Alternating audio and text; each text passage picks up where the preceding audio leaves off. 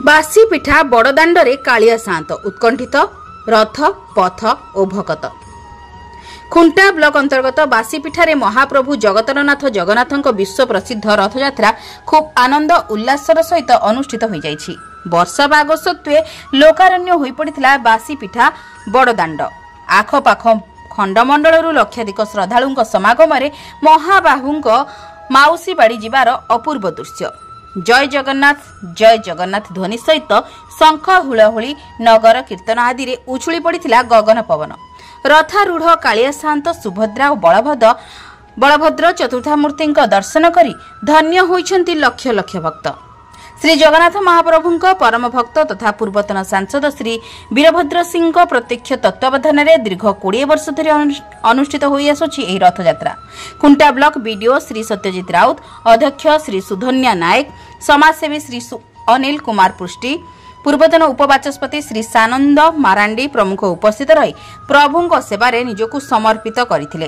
राजस्व विभाग अधिकारी, विद्युत विभाग अधिकारी, कर्मचारी, अग्निशम विभाग कर्मचारी समस्ते एही रथ यात्रा रे शामिल होई सेवा जोगाइथिले। खुंटा पुलिस प्रशासन पक्षरु शांति श्रृंखला रक्षा सह रास्ता रे ट्रैफिक समस्या को नियंत्रण करा जायतिला। बासीपिठारे महाप्रभुंक मंदिर प्रतिष्ठा एवं पवित्र रथयात्रा अनुष्ठित पई उद्योक्ता श्री सिंह को सबु दिगरु प्रशंसार सोच उठी। ठाकुर तांकु कोटि दीर्घायु करंतु। जय जगन्नाथ। पूर्वतन विधायक, पूर्वतन मंत्री, पूर्वतन राज्यसभा सदस्य वीरभद्र सिंह, किंतु ये सब पद पदवी छाड़ी देकरी जलांजलि देकी मु बर्तमान अचिंत्य सेवक हिसाब मैं तो प्रथम कहली वीरभद्र सिंह सब पदवी को परित्याग कर बर्तमान जड़े अचिंत्य सेवक हिसाब से ठाकुर सेवार नियुक्त। 1994 मसीह से विधायक थी।